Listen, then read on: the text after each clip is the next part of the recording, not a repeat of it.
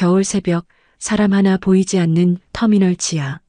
싸늘한 공기가 돌처럼 내려앉은 그곳에서 한 소녀가 작은 동생을 품에 안은 채 떨고 있었습니다. 입술은 파랗게 굳어 있었고 눈망울은 두려움과 간절함 사이에서 흔들리고 있었죠. 그리고 마침 지나가던 백만장자 회장 앞에서 소녀는 힘겹게 말을 꺼냈습니다. 동생을 살려주세요. 그 한마디는 공기의 온도를 무너뜨렸고 회장의 걸음을 그대로 멈추게 했습니다. 오래전 잃어버린 아들의 기억이 겹쳐오며 그의 마음도 함께 부서져 내렸습니다. 상처가 상처를 부른 순간 세 사람의 인생은 조용히 뒤바뀌기 시작했습니다. 영상 시작 전에 구독과 좋아요 눌러주시고요. 지금 어디에서 보고 계신지 댓글로 남겨주세요. 한 분 한 분께 따뜻하게 인사드리고 싶습니다. 48살이 되던 해 겨울, 제 인생에서 가장 추운 새벽을 맞이했습니다. 부산 출장을 마치고 심야버스에서 내린 시각은 새벽 4시였습니다. 터미널 지하 통로는 형광등만 깜빡이는 텅 빈 공간이었습니다. 주차장으로 향하던 중 계단 모퉁이에서 이상한 기척이 들렸습니다. 발을 멈추고 그쪽을 바라본 순간 심장이 철렁 내려앉더군요. 웅크린 두 아이가 보였습니다. 10살쯤 되어 보이는 소녀가 더 어린 아이를 품에 꼭 안고 있었습니다. 아이의 입술은 파랗게 질려 있었고 손은 떨리고 있었습니다. 옷은 얼룩투성이었고 신발은 한쪽이 벗겨져 있었습니다. 한겨울 새벽, 이런 곳에 아이들이 있다는 게 믿기지 않았습니다. 조심스럽게 다가가자 소녀가 움찔하며 뒤로 물러섰습니다. 눈빛에는 두려움과 경계가 가득했습니다. 당연한 반응이었습니다. 한밤중에 낯선 어른이 다가오는 상황이니까요. 품 안의 아기는 4살 정도로 보였는데 얼굴이 너무 창백했습니다. 호흡도 제대로 들리지 않을 만큼 약했습니다. 무슨 일인지 물어보려는데 소녀가 떨리는 목소리로 먼저 입을 열었습니다. 동생을 묻지 말아달라고 제발이라고 말하더군요. 그 한마디에 담긴 절박함이 온몸을 얼어붙게 만들었습니다. 아이는 동생을 더 꽉 껴안으며 뒷걸음질 쳤습니다. 그때 품 안의 아기가 작게 신음했습니다. 거의 들리지 않을 만큼 희미한 소리였습니다. 괜찮다고, 겁먹지 말라고 최대한 부드럽게 말했지만 소녀는 여전히 저를 믿지 못하는 표정이었습니다. 동생이 많이 아파 보인다고, 병원에 가야 할 것 같다고 말하자 소녀의 눈에서 눈물이 주르륵 흘러내렸습니다. 고개를 저으며 동생의 얼굴을 손으로 감싸는 모습이 가슴을 찔렀습니다. 그 손은 얼어서 빨갛게 부어 있었습니다. 순간 7년 전 기억이 번개처럼 스쳐 지나갔습니다. 비 오던 밤 갑자기 달려든 트럭, 그리고 제 손에서 떨어져 나간 아들의 작은 손. 뒤따라오던 비서에게 당장 구급차를 부르라고 소리쳤습니다. 비서는 당황한 얼굴로 휴대폰을 꺼냈습니다. 천천히 아이들에게 다가가 무릎을 꿇었습니다. 소녀와 눈높이를 맞췄습니다. 이름을 물었더니 작은 목소리로 연우라고 대답하더군요. 동생 이름이었습니다. 그리고 자신은 연아라고 말했습니다. 그 목소리에는 체념이 배어 있었습니다. 마치 이미 모든 걸 포기한 듯한 느낌이었습니다. 그 순간 연우가 작게 기침을 했습니다. 너무 약한 소리였고 숨소리는 거의 들리지 않았습니다. 연아의 얼굴이 하얗게 변했습니다. 떨리는 손으로 동생의 뺨을 쓰다듬는 모습이 눈에 선했습니다. 잠깐만 버티라고, 조금만 참으라고 속삭이는 그 모습을 보는 것만으로도 목이 메었습니다. 재킷을 벗어 아이들에게 덮어주었습니다. 구급차가 곧 올 거라고, 조금만 참자고 말했습니다. 연아가 고개를 들어 저를 바라봤습니다. 눈빛에는 희망과 두려움이 뒤섞여 있었습니다. 믿어도 되는 걸까요? 라고 묻는 듯 했습니다. 비서가 난처한 표정으로 다가왔습니다. 구급차가 30분은 걸린다는 말에 이를 악물었습니다. 30분이라니. 연우의 입술은 점점 더 파래지고 있었습니다. 이 아이가 그 시간을 버틸 수 있을까요? 그런 생각이 머릿속을 지배했습니다. 제 차로 가자고, 당장 가까운 병원으로 가자고 결정했습니다. 재빨리 연우를 안아 올렸습니다. 아이의 몸이 너무 차가웠습니다. 마치 얼음 조각을 안고 있는 것 같았습니다. 소름이 돋았습니다. 연아는 놀란 얼굴로 저를 쳐다봤지만 곧 뒤를 따라 뛰기 시작했습니다. 주차장까지 가는 내내 심장이 터질 듯 뛰었습니다. 연우의 숨소리가 점점 약해지는 게 느껴졌습니다. 7년 전 그날의 악몽이 다시 시작되는 건 아닐까요? 그 두려움이 온몸을 휘감았습니다. 차에 아이를 눕히고 연아도 태웠습니다. 비서가 운전대를 잡았고 차는 새벽 거리를 질주하기 시작했습니다. 뒷좌석에서 연우의 손을 꼭 잡았습니다. 그 작은 손에서 점점 온기가 사라지고 있었습니다. 살아만 있어라, 제발 버티라고 중얼거렸습니다. 연아도 떨리는 목소리로 동생에게 뭔가 속삭이고 있었습니다. 조금만 버티자고, 곧 병원 간다고 말하는 그 목소리가 저를 더 초조하게 만들었습니다. 창밖으로 스쳐 지나가는 가로등 불빛들이 흐릿하게 보였습니다. 제 눈에 눈물이 고였는지도 모르겠습니다. 비서에게 더 빨리 가라고, 신호등 따위 신경 쓰지 말라고 소리쳤습니다. 연우의 호흡이 점점 더 약해지고 있었습니다. 마지막처럼 느껴지는 그 숨소리만이 차 안을 채우고 있었습니다. 그렇게 우리는 밤을 가르며 달렸습니다. 새벽에 찬 공기를 뚫고 텅 빈 도로를 질주했습니다. 연우의 작은 손은 여전히 차가웠고 연아의 눈물은 멈추지 않았습니다. 저는 그저 이 아이가 살아있기를, 제발 숨을 놓지 않기를 간절히 빌 수밖에 없었습니다. 가장 가까운 24시간 민간 의료센터까지는 15분이 걸렸습니다. 하지만 그 15분이 마치 몇 시간처럼 느껴졌습니다. 차에서 내리자마자 연우를 안고 응급실로 뛰어들어갔습니다. 당직 의사와 간호사가 황급히 달려왔습니다. 아이를 침대에 눕히고 산소 마스크를 씌우는 모습을 지켜보는데 다리에 힘이 풀렸습니다. 연아는 진료실 밖 의자에 털썩 주저앉았습니다. 작은 몸이 부들부들 떨리고 있었습니다. 추위 때문인지 두려움 때문인지 알 수 없었습니다. 아이의 손등에는 긁힌 상처가 여러 개 보였고 말라붙은 피가 묻어 있었습니다.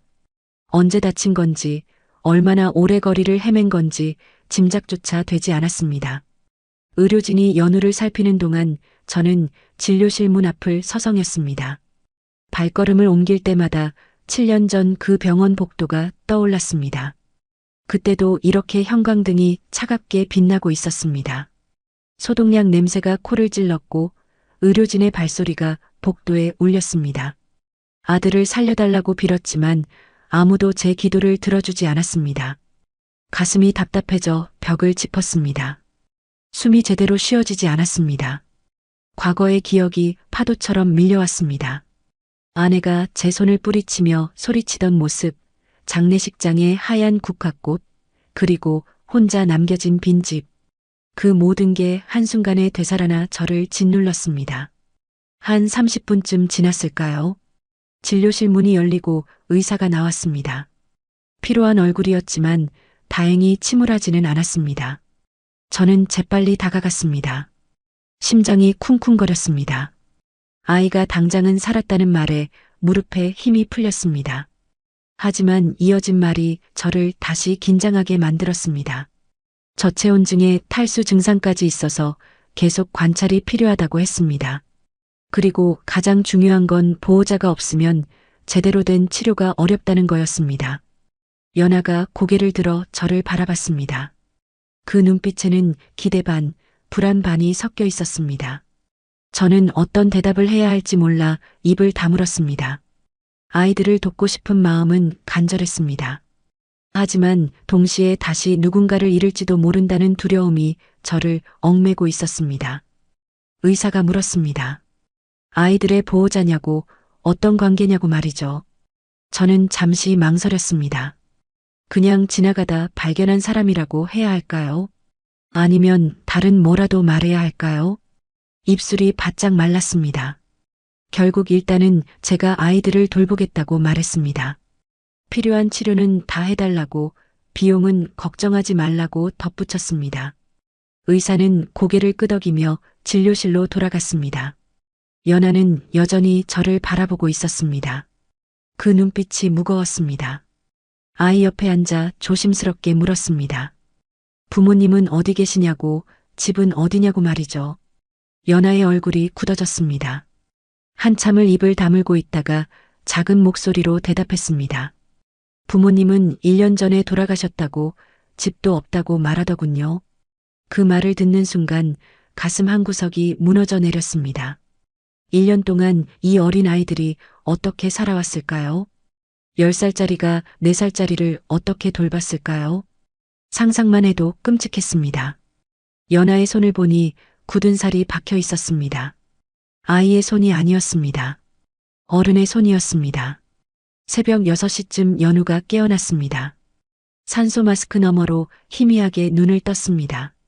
연아가 달려가 동생의 손을 잡았습니다. 괜찮냐고 아프냐고 물어보는 목소리가 떨렸습니다. 연우는 고개를 끄덕이며 누나를 바라봤습니다. 그 모습을 보는데 제 눈가가 뜨거워졌습니다. 언제 마지막으로 눈물을 흘렸는지 기억도 나지 않았습니다. 아들을 잃고 나서 저는 울음을 잊어버렸습니다. 아니, 울 자격이 없다고 생각했습니다. 제가 지키지 못했으니까요. 비서가 조심스럽게 물었습니다. 아이들을 어떻게 할 거냐고, 아동보호시설에 연락할까요? 하고 말이죠. 저는 잠시 생각했습니다. 시설로 보내는 게 맞는 걸까요? 아니면 제가 뭔가 할 수 있는 게 있을까요? 연아가 다시 저를 바라봤습니다. 그 눈빛에는 간절함이 담겨 있었습니다. 동생과 떨어지고 싶지 않다는 마음이 고스란히 느껴졌습니다. 제 입에서 말이 나왔습니다. 일단 회사 게스트룸에 머물게 하자고, 며칠 지켜보자고 말했습니다. 비서는 놀란 표정이었지만 고개를 끄덕였습니다. 연아의 얼굴에 희미한 안도가 스쳤습니다. 하지만 여전히 불안한 기색이 역력했습니다. 당연했습니다. 낯선 어른을 어떻게 쉽게 믿겠습니까? 해가 떠오를 무렵 우리는 의료센터를 나섰습니다. 연우는 링거를 맞고 많이 나아진 상태였습니다. 연아는 제 재킷을 두르고 동생 손을 꼭 잡고 있었습니다. 차에 오르는 두 아이의 뒷모습이 너무 작아 보였습니다. 회사로 향하는 차 안은 조용했습니다. 연아는 창밖을 바라보고 있었고 연우는 누나 품에 안겨 스르르 잠들었습니다. 저는 백미러로 아이들을 바라봤습니다. 이 아이들을 정말 돌볼 수 있을까요? 다시 누군가를 잃는 아픔을 견딜 수 있을까요? 그런 생각이 머릿속을 맴돌았습니다. 회사 건물 12층에는 출장 온 직원들이 사용하는 게스트룸이 몇 개 있었습니다. 그중 가장 안쪽에 있는 방을 아이들에게 내주었습니다. 방은 넓지 않았지만 침대와 책상, 작은 화장실이 딸려 있었습니다. 연아는 방문을 열고 들어서더니 주변을 천천히 둘러봤습니다. 아이의 눈빛이 묘했습니다. 경계하면서도 안도하는 표정이었습니다. 연우를 침대에 눕히고 이불을 덮어주는 모습이 조심스러웠습니다. 마치 이 모든 게 꿈이라도 되는 양 깨지 않도록 조심하는 것처럼 보였습니다. 비서에게 아이들 옷과 생필품을 준비하라고 지시했습니다. 그리고 식사도 챙겨 올리라고 말했습니다. 연아에게 씻고 쉬라고 했더니 고개를 끄덕였습니다. 하지만 여전히 제 눈치를 살피고 있었습니다. 언제 쫓겨날지 모른다는 불안이 얼굴에 그대로 드러나 있었습니다. 첫날은 그렇게 조용히 지나갔습니다. 연우는 하루 종일 잠만 잤습니다. 몸이 너무 지쳐 있었던 거죠. 연아는 동생 곁을 한 발짝도 떠나지 않았습니다. 가끔 화장실에 다녀오거나 물을 마실 때도 연우를 확인했습니다. 동생이 사라질까봐 두려워하는 것 같았습니다. 이틀째 되는 날 연우가 깨어나 밥을 먹었습니다. 비서가 가져온 죽을 한 숟가락 떠서 입에 넣어주는데 연우가 조금씩 삼켰습니다. 그 모습을 보는 연아의 얼굴에 처음으로 미소가 번졌습니다. 어쩌면 그게 몇 달 만의 웃음이었을지도 모릅니다. 저는 하루에 한두 번씩 방문을 두드렸습니다. 아이들이 필요한 게 있는지 불편한 건 없는지 물어봤습니다. 연아는 고개만 저었습니다. 괜찮다고 아무것도 필요 없다고 말했습니다. 하지만 아이의 눈빛은 여전히 불안해 보였습니다. 사흘째 되던 날 연우가 침대에서 내려와 방 안을 돌아다녔습니다. 전등 스위치를 새끼손가락으로 톡톡 눌러보더군요. 불이 켜졌다 꺼졌다 하는 걸 신기한 듯 바라봤습니다. 그 모습이 가슴을 찡하게 만들었습니다. 이 아이에게 이런 게 신기한 거였구나 하는 생각이 들었습니다. 나흘째부터는 조금씩 변화가 보였습니다. 연아가 먼저 말을 걸기 시작했습니다.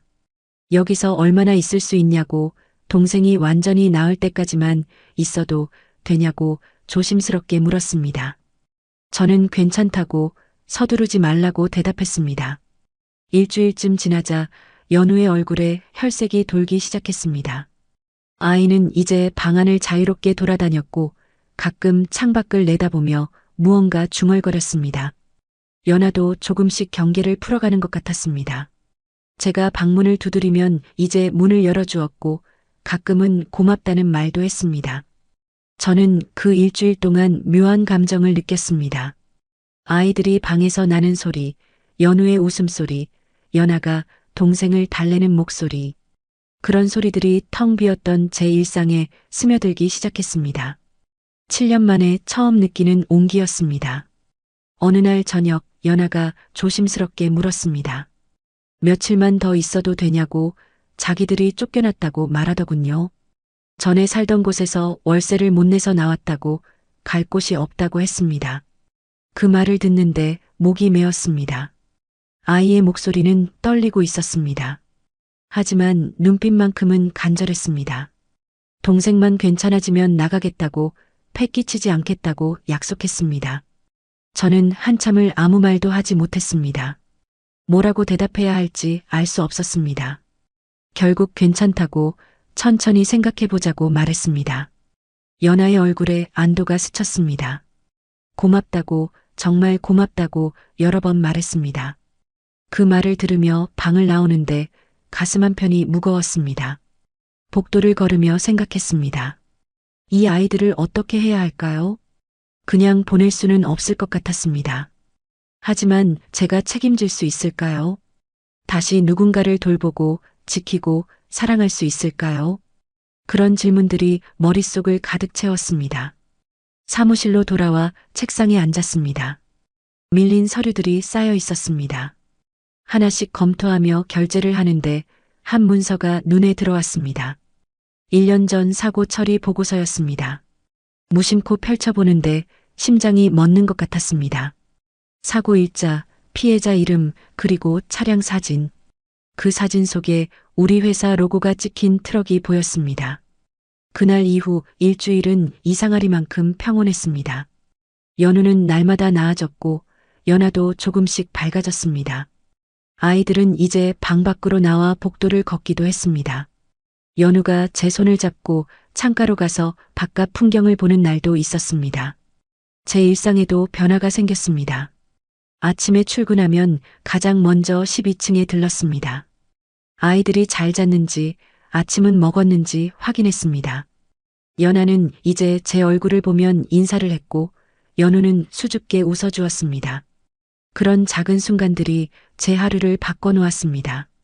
어느 날은 점심을 같이 먹자고 제안했습니다. 연아가 놀란 표정으로 저를 바라봤습니다. 정말 괜찮냐고, 폐를 끼치는 건 아니냐고 물었습니다. 괜찮다고, 오히려 혼자 먹는 것보다 낫다고 말했습니다. 사실이었습니다. 7년 동안 혼자였던 식사 시간이 이제는 외롭지 않았습니다. 직원 식당에서 밥을 먹는데 연우가 반찬을 하나씩 집어먹으며 웃었습니다. 맛있다고, 정말 맛있다고 말하는 모습이 예뻤습니다. 연아도 동생을 보며 미소 지었습니다. 그 순간 저는 이상한 감정을 느꼈습니다. 행복이라고 해야 할까요? 아니면 평온이라고 해야 할까요? 오랜만에 느끼는 따뜻함이었습니다. 그날 저녁 사무실로 돌아와 밀린 업무를 처리했습니다. 서류 더미가 책상 위에 쌓여 있었습니다. 하나씩 검토하며 결제하는 중에 낯익은 문서가 눈에 띄었습니다. 1년 전 사고 처리 보고서였습니다. 별 생각 없이 펼쳐봤습니다. 보고서에는 사고 일자와 장소가 적혀 있었습니다. 피해자 명단도 있었습니다. 최정민, 박소연. 두 이름이 제 눈을 파고들었습니다. 순간 숨이 멎었습니다. 연아가 말했던 부모님 이름이 아닐까요? 아니, 그럴 리가 없다고 생각하며 계속 읽어내려갔습니다. 사고 내용을 보는데 손이 떨렸습니다. 물류 트럭과 승용차의 충돌 사고, 승용차 탑승자 2명 사망, 그리고 차량 사진이 첨부되어 있었습니다. 사진 속 트럭에는 우리 회사 로고가 선명하게 찍혀 있었습니다. 서류가 손에서 떨어질 뻔했습니다. 심장이 미친 듯이 뛰기 시작했습니다. 이게 무슨 뜻일까요? 연아와 연우의 부모가 우리 회사 트럭에. 아니, 이건 우연일 수도 있습니다. 하지만 날짜를 확인하는 순간 모든 게 명확해졌습니다. 사고 날짜는 정확히 1년 전이었습니다. 연아가 말했던 그 시기였습니다. 우연이라고 믿고 싶었지만 모든 게 일치했습니다. 피해자 이름, 사고 일자, 그리고 우리 회사 차량. 제 손이 부들부들 떨렸습니다. 더 읽어내려갔습니다. 사고 원인 조사 결과가 나와 있었습니다. 트럭 운전자의 과실은 불명확. 양측 모두 신호를 지켰으나 우천으로 인한 미끄러짐 추정. 운전기사 징계 없음. 보험 처리 완료. 그게 전부였습니다. 가슴이 답답했습니다. 징계 없음이라니. 사람이 2명이나 죽었는데 아무 조치도 없었다는 말입니까? 보험으로 처리하고 끝이라는 겁니까? 서류를 더 뒤적였습니다. 혹시 다른 기록이 있을까 싶어 찾아봤습니다. 그때 또 다른 문서가 나왔습니다. 내부 검토 의견서였습니다. 거기에는 더 충격적인 내용이 적혀 있었습니다. 트럭 정기 점검 미흡, 운전자 근무 시간 초과 의심 하지만 증거 불충분으로 종결, 회사 측 책임 최소화 방침. 손에서 힘이 빠졌습니다. 이게 사실이라면 우리 회사에도 책임이 있다는 뜻이었습니다. 점검을 제대로 했다면, 운전자 관리를 철저히 했다면 막을 수 있었던 사고였을지도 모릅니다. 하지만 회사는 그냥 덮어버렸습니다. 보험 처리하고 조용히 넘어갔습니다. 머리가 복잡했습니다. 연아와 연우를 떠올렸습니다. 터미널 지하에서 떨고 있던 그 작은 아이들. 부모를 잃고 1년 동안 거리를 헤맨 그 아이들. 그 모든 비극의 시작에 제 회사가 있었다는 사실이 믿기지 않았습니다. 사무실 문을 잠그고 혼자 앉아 있었습니다. 어떻게 해야 할까요? 아이들에게 이 사실을 말해야 할까요? 아니면 모른 척 넘어가야 할까요? 하지만 그럴 수가 없었습니다. 언젠가는 알게 될 일이었습니다. 며칠 동안 아이들을 피했습니다. 얼굴을 마주할 용기가 나지 않았습니다. 12층에 들르지도 않았고 전화로만 비서에게 아이들 상태를 확인했습니다. 연아가 왜 안 오냐고 물었다는 말을 들었습니다. 그 말이 더 가슴을 아프게 했습니다. 밤마다 잠을 이룰 수 없었습니다. 눈을 감으면 사고 사진이 떠올랐습니다. 부서진 차량, 우리 회사 로고, 그리고 피해자 명단. 연아와 연우의 얼굴이 그 위에 겹쳐졌습니다. 제가 구한 아이들이 사실은 제 회사가 만든 희생자였다는 현실이 저를 짓눌렀습니다. 책상 위에 놓인 서류를 다시 펼쳤습니다. 사진 뒤쪽에 찍힌 날짜를 확인했습니다. 연아 부모가 사망한 바로 그날이었습니다. 더 이상 우연이라고 믿을 수 없었습니다. 이건 명백한 사실이었습니다. 진실을 알고 난 후 일주일이 지났습니다. 그 일주일 동안 저는 제대로 잠을 잘 수 없었습니다. 사무실에서 서류를 더 찾아봤습니다. 혹시 제가 잘못 본 건 아닐까, 다른 사고일 수도 있지 않을까 하는 마음으로 자료를 뒤졌습니다. 하지만 찾으면 찾을수록 상황은 더 명확해졌습니다. 운전기사 근무 기록을 확인했습니다. 사고 당일 그는 이미 12시간 넘게 운전한 상태였습니다. 법정 근무 시간을 훨씬 초과한 거였습니다. 트럭 정비 기록도 살펴봤습니다. 정기 점검 날짜가 한 달이나 지나 있었습니다. 브레이크 상태 점검 항목에는 보류라는 표시만 달랑 찍혀 있었습니다. 더 충격적인 건 사고 처리 과정이었습니다. 회사 법무팀은 사고 직후 바로 움직였습니다. 운전기사에게 합의금을 주고 입을 막았습니다. 유족들에게는 최소한의 보험금만 지급했습니다. 그리고 모든 기록을 조용히 정리했습니다. 마치 아무 일도 없었던 것처럼 말이죠. 서류를 덮었습니다. 깊은 한숨이 나왔습니다. 이게 제 회사가 한 일이었습니다. 사람의 목숨보다 회사 이미지를 먼저 생각한 겁니다. 책임을 회피하고 돈으로 문제를 묻어버렸습니다. 그리고 그 결과 두 아이가 부모를 잃었습니다. 머리가 복잡했습니다. 이 사실을 알면서도 아이들 앞에 어떻게 서야 할까요? 연아의 맑은 눈을 어떻게 마주봐야 할까요? 연우의 웃음을 어떻게 받아들여야 할까요? 답이 나오지 않았습니다. 12층에 올라가지 못했습니다. 비서를 통해서만 아이들 소식을 들었습니다. 연아가 회장님이 안 오신다며 걱정한다고 했습니다. 혹시 자기들이 잘못한 게 있냐고 물었답니다. 그 말을 듣는데 가슴이 찢어지는 것 같았습니다. 며칠째 아이들을 피하자 연아가 직접 사무실로 찾아왔습니다. 문을 두드리는 소리가 났습니다. 들어오라는 말이 입 밖으로 나오지 않았습니다. 하지만 문은 천천히 열렸고 연아가 조심스럽게 고개를 들이밀었습니다. 회장님 요즘 왜 안 오시냐고 물었습니다. 혹시 자기들이 폐를 끼친 거냐고, 이제 나가야 하냐고 불안한 목소리로 말했습니다. 저는 고개를 들 수가 없었습니다. 아니라고, 바빠서 그랬다고 둘러댔습니다. 하지만 제 목소리는 떨리고 있었습니다. 연아는 잠시 망설이다가 다시 입을 열었습니다. 동생이 회장님을 많이 기다린다고, 같이 밥 먹고 싶어 한다고 말했습니다. 그 말에 저는 뭐라 대답해야 할지 몰랐습니다. 시간 나면 가겠다고, 오늘은 바쁘다고 또 핑계를 댔습니다. 아이의 얼굴이 어두워졌습니다. 알았다고, 그럼 나중에 오시라고 작게 말하더니 문을 닫고 나갔습니다. 문이 닫히는 소리가 유난히 크게 들렸습니다. 혼자 남은 사무실에서 저는 책상에 머리를 묻었습니다. 어떻게 해야 할까요? 진실을 말해야 할까요? 아니면 영원히 숨겨야 할까요? 하지만 언젠가는 알게 될 겁니다. 그때는 더 큰 배신감을 느끼겠죠. 그렇다고 지금 말할 용기도 나지 않았습니다. 밤늦게까지 사무실에 남아 있었습니다. 창밖으로 도시의 불빛이 반짝였습니다. 사람들은 각자의 삶을 살아가고 있었습니다. 하지만 저는 그 어디에도 속하지 못한 채 혼자 떠 있는 것 같았습니다. 새벽에 책상을 정리하다가 사고 보고서를 다시 꺼냈습니다.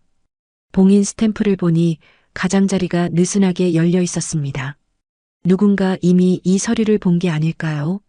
아니면 제가 너무 신경을 쓰는 걸까요? 불안감이 커졌습니다. 집으로 돌아가는 차 안에서 연아의 얼굴이 떠올랐습니다. 불안해하던 눈빛, 조심스럽게 묻던 목소리. 그 모든 게 제 가슴을 짓눌렀습니다. 아이는 아무 잘못이 없었습니다. 그저 따뜻한 곳을 찾았을 뿐이었습니다. 그런데 저는 그 아이를 외면하고 있었습니다. 다음 날도 12층에 가지 못했습니다. 비서가 전해주는 말만 들었습니다. 연우가 아프냐고 물었답니다. 연아는 아무 말 없이 창밖만 바라봤다고 했습니다. 그 이야기를 듣는데 숨이 막혔습니다. 사무실 책상 서랍을 열었습니다.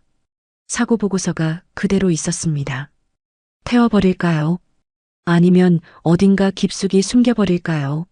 하지만 그게 무슨 소용이겠습니까? 이미 제 머릿속에 모든 게 새겨져 있었습니다. 저녁 무렵 비서가 조심스럽게 물었습니다.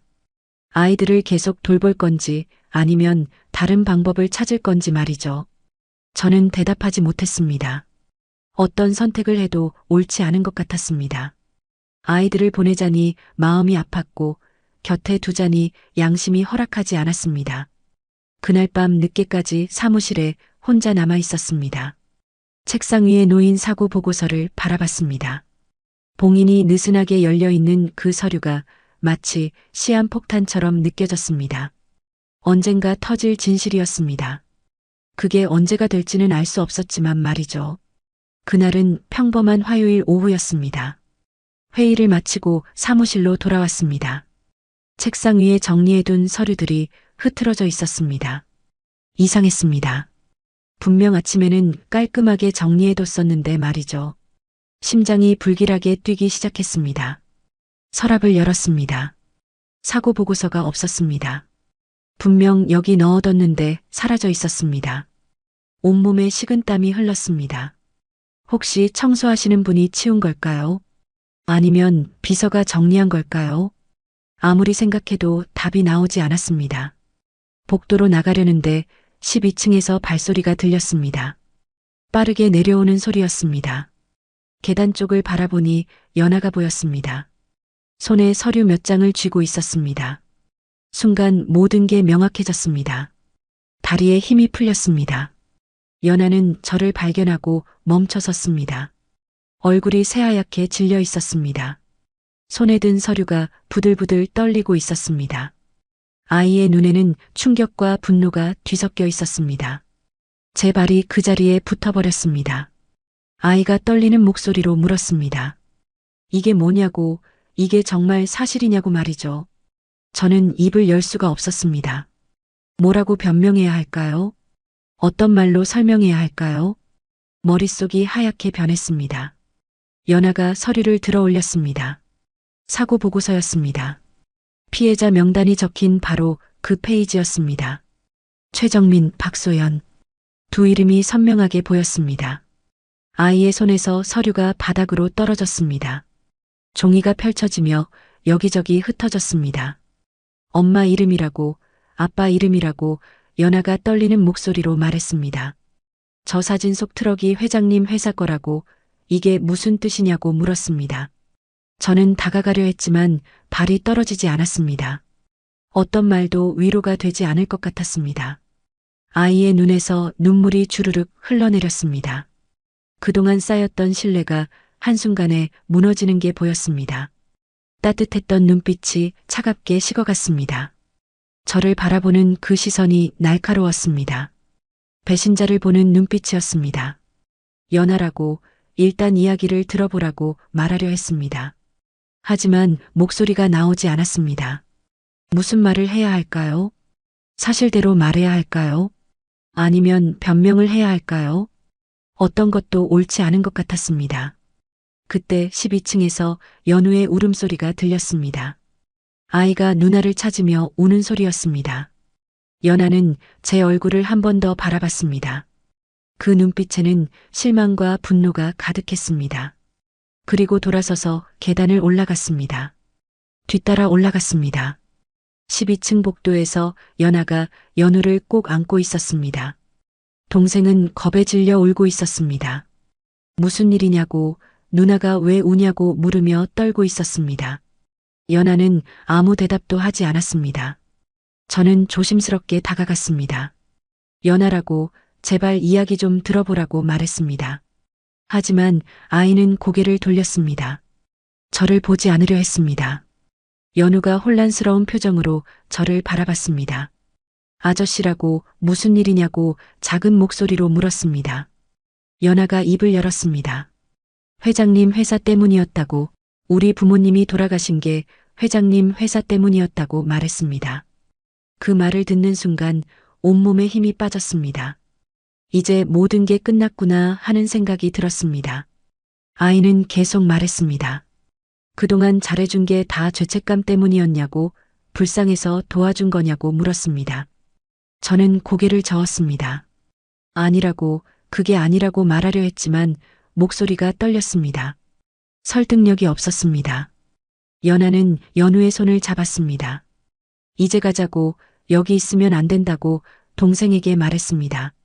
연우는 이해하지 못하는 표정이었습니다. 왜 가야 하냐고, 여기 있으면 안 되냐고 물었습니다. 하지만 연하는 그냥 동생을 끌었습니다. 저는 막으려 했습니다. 손을 뻗었지만 아이들은 이미 멀어지고 있었습니다. 연하라고, 연우라고 불렀지만 아이들은 돌아보지 않았습니다. 계단을 내려가는 발소리만 메아리 쳤습니다. 복도에 혼자 남았습니다. 바닥에 흩어진 서류들이 보였습니다. 사고 보고서, 피해자 명단, 차량 사진, 그 모든 게 제 발밑에 널려 있었습니다. 무릎을 꿇고 서류를 주었습니다. 손이 떨려 제대로 잡히지도 않았습니다. 얼마나 그렇게 있었을까요? 비서가 올라와 저를 발견했습니다. 무슨 일이냐고 물었지만 대답할 수 없었습니다. 아이들이 나갔다고 찾아봐야 한다고 겨우 말했습니다. 비서는 놀란 얼굴로 아래층으로 뛰어내려갔습니다. 하지만 이미 늦었습니다. 아이들은 건물을 떠난 뒤였습니다.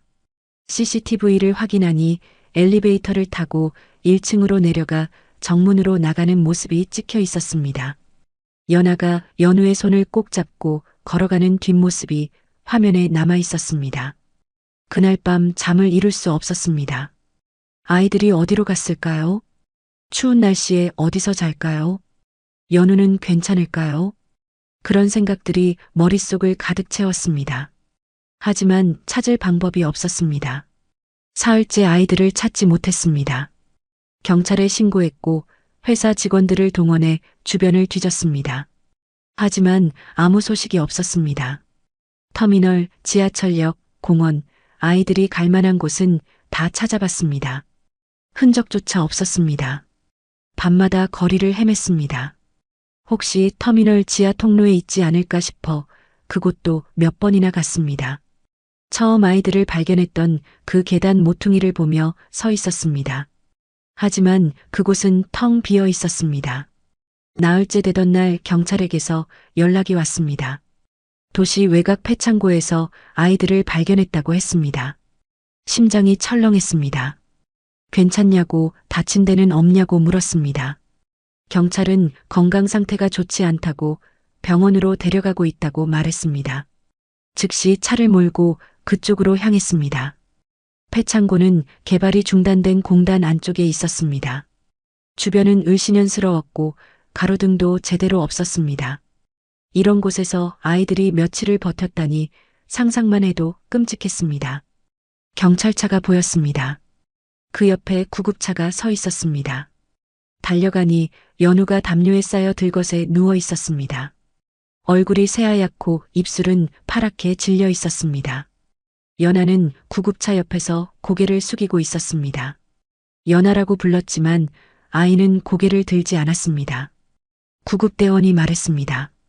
남자아이가 심한 저체온증이라고 당장 병원으로 가야 한다고 했습니다. 연아도 상태가 좋지 않지만 동생을 먼저 봐야 한다고 덧붙였습니다.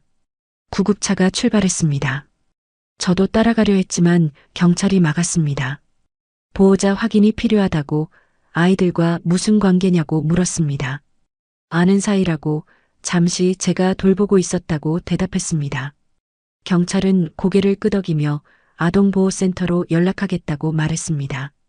병원에 도착했을 때 연우는 이미 응급실로 들어간 뒤였습니다. 연아는 복도 의자에 앉아 있었습니다. 고개를 푹 숙인 채 움직이지 않았습니다. 다가가 옆에 앉으려 했지만 아이는 자리를 피했습니다. 저를 보지 않으려 했습니다. 1시간쯤 지나 의사가 나왔습니다. 다행히 생명에는 지장 없다고, 하지만 심한 충격을 받은 것 같다고 말했습니다.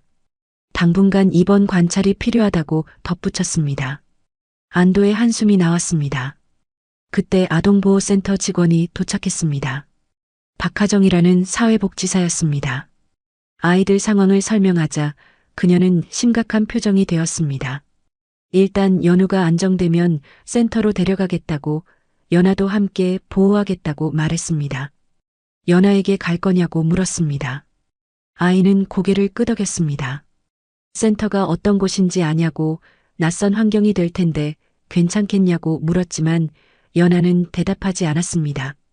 그저 저를 피하고 싶어 하는 게 느껴졌습니다. 이틀 후 연우가 퇴원했습니다. 아이들은 박하정 복지사와 함께 센터로 향했습니다. 저는 주차장에서 그 모습을 지켜봤습니다. 센터 차량 뒤에서 점점 멀어지는 아이들을 보며 무릎을 꿇었습니다. 가슴이 무너져 내렸습니다. 며칠이 지났습니다. 박하정 복지사에게 연락해 아이들 소식을 물었습니다. 연아는 적응하고 있다고, 하지만 연우가 문제라고 말했습니다. 밥을 먹지 않는다고, 하루 종일 울기만 한다고 했습니다. 더 심각한 건 연우가 계속 저를 찾는다는 거였습니다. 아저씨는 어디 갔냐고, 왜 안 오냐고 물으며 온다고 했습니다. 그 말을 듣는데 심장이 찢어지는 것 같았습니다. 아이는 무슨 일이 있었는지도 모른 채 저를 기다리고 있었습니다. 센터를 방문하고 싶었지만 박하정 복지사가 말렸습니다. 지금은 시기가 좋지 않다고, 연아가 회장님을 보면 더 힘들어할 거라고 말했습니다. 하지만 연우는 어떻게 하냐고, 아이가 계속 그렇게 울면 어떻게 되냐고 물었습니다. 복지사는 한숨을 쉬었습니다. 연우의 상태가 계속 나빠지고 있다고, 이대로 가면 심리치료가 필요할 수도 있다고 말했습니다. 연아도 동생 걱정에 잠을 못 잔다고, 두 아이 모두 힘든 상황이라고 덧붙였습니다. 그날 밤 전화가 왔습니다. 박하정 복지사였습니다. 목소리가 다급했습니다. 연우가 밥을 전혀 안 먹고 계속 울기만 한다고, 탈진 상태라고 말했습니다. 그리고 마지막으로 한 가지를 더 말했습니다. 아저씨 보고 싶다고, 아저씨한테 가고 싶다고 울어요. 그 말에 더 이상 버틸 수 없었습니다. 다음 날 아침 일찍 센터로 향했습니다. 박하정 복지사가 입구에서 저를 기다리고 있었습니다. 심각한 표정이었습니다. 연우가 어젯밤 내내 잠도 못 잤다고, 계속 저를 찾으며 울었다고 말했습니다. 가슴이 미어졌습니다. 복지사가 조심스럽게 물었습니다. 정말 이 아이들을 책임질 수 있냐고, 다시 상처 주는 일은 없을 거냐고 말이죠. 저는 고개를 끄덕였습니다. 책임지겠다고, 제 잘못을 바로잡겠다고 대답했습니다. 상담실로 들어갔습니다. 연아가 먼저 보였습니다. 아이는 창가에 앉아 밖을 바라보고 있었습니다. 제 발소리를 듣고 돌아봤습니다. 눈빛이 차갑게 식어 있었습니다. 하지만 예전보다는 조금 누그러진 것 같기도 했습니다. 옆방에서 연우의 울음소리가 들렸습니다. 문을 열고 들어가니 아이가 침대 모서리에 웅크리고 있었습니다. 울다 지쳐 흐느끼는 소리만 내고 있었습니다. 저를 보는 순간 연우의 눈이 커졌습니다. 아저씨라고 작은 목소리가 나왔습니다. 그리고 아이는 비틀거리며 제게 달려왔습니다. 작은 손이 제 옷을 꽉 잡았습니다. 놓지 않으려는 듯 온 힘을 다해 붙잡고 있었습니다. 눈물이 주르륵 흘러내렸습니다. 무릎을 꿇고 아이를 안았습니다. 연우의 작은 몸이 떨리고 있었습니다. 미안하다고, 늦어서 미안하다고 속삭였습니다. 아이는 아무 말 없이 제 품에 얼굴을 파묻었습니다. 한참을 그렇게 있었습니다. 뒤에서 연아의 발소리가 들렸습니다. 돌아보니 아이가 문가에 서 있었습니다. 동생을 바라보는 표정이 복잡했습니다. 걱정과 안도, 그리고 여전히 남아있는 분노가 뒤섞여 있었습니다. 연아 앞에 무릎을 꿇었습니다. 고개를 숙이고 말했습니다. 미안하다고, 변명하지 않겠다고, 모두 제 잘못이라고 인정했습니다. 회사가 저지른 일을 바로잡지 못한 것도, 진실을 숨긴 것도 모두 제 책임이라고 말했습니다. 아이는 한참을 말이 없었습니다. 그러다 작은 목소리로 물었습니다. 정말 미안하게 생각하냐고, 저희를 도와준 게 진심이었냐고 말이죠. 저는 고개를 끄덕였습니다. 진심이었다고, 죄책감 때문만은 아니었다고 대답했습니다. 연아의 눈에서 눈물이 흘렀습니다. 한참을 울다가 말했습니다. 부모님을 돌려줄 수는 없지만 동생은 지켜달라고, 연우만큼은 행복하게 해달라고 부탁했습니다. 제 가슴이 무너져 내렸습니다. 두 아이 모두 책임지겠다고 약속했습니다. 연아도, 연우도 제가 지키겠다고, 평생 곁에서 돌보겠다고 말했습니다. 박하정 복지사가 조용히 지켜보고 있었습니다. 그녀의 눈가도 붉어져 있었습니다. 그날부터 긴 과정이 시작되었습니다. 상담과 심리치료, 법적 절차와 서류 준비. 몇 달이 걸렸습니다. 하지만 포기하지 않았습니다. 주말마다 센터를 방문했고 아이들과 시간을 보냈습니다. 연우는 점차 밝아졌습니다. 밥도 잘 먹고 웃음도 되찾았습니다. 연아는 여전히 조심스러웠지만 조금씩 마음을 열었습니다. 가끔 제 손을 잡기도 했고 학교 이야기를 들려주기도 했습니다. 6개월 후 정식 입양 절차가 완료되었습니다. 법원에서 서류를 받던 날 연아가 처음으로 웃어주었습니다. 활짝 웃는 건 아니었지만 입가에 미소가 번졌습니다. 연우는 제 손을 꼭 잡고 놓지 않았습니다. 새 집으로 이사했습니다. 아이들 방을 따로 마련했고 필요한 모든 것을 준비했습니다. 연우는 신이 나서 집안을 돌아다녔습니다. 연아는 자기 방 창가에 앉아 오랫동안 밖을 바라봤습니다. 어느 주말 연아와 연우를 데리고 한 곳을 찾았습니다. 아이들 부모님이 계신 추모공원이었습니다. 묘비 앞에 무릎을 꿇었습니다. 두 분께 용서를 구했습니다. 딸과 아들을 지키지 못해 죄송하다고, 하지만 이제는 제가 지키겠다고 약속했습니다. 연아가 제 옆에 섰습니다. 손을 내밀었습니다. 저는 그 손을 잡았습니다. 연우도 다른 쪽 손을 잡았습니다. 세 사람이 손을 맞잡고 조용히 서 있었습니다. 바람이 불어왔습니다. 따뜻한 봄바람이었습니다. 돌아가는 차 안에서 연우가 물었습니다. 이제 계속 같이 살 수 있냐고, 다시 헤어지는 건 아니냐고 말이죠. 그렇다고, 이제 우리 가족이라고 대답했습니다. 연우가 환하게 웃었습니다. 연아는 창밖을 바라보고 있었습니다.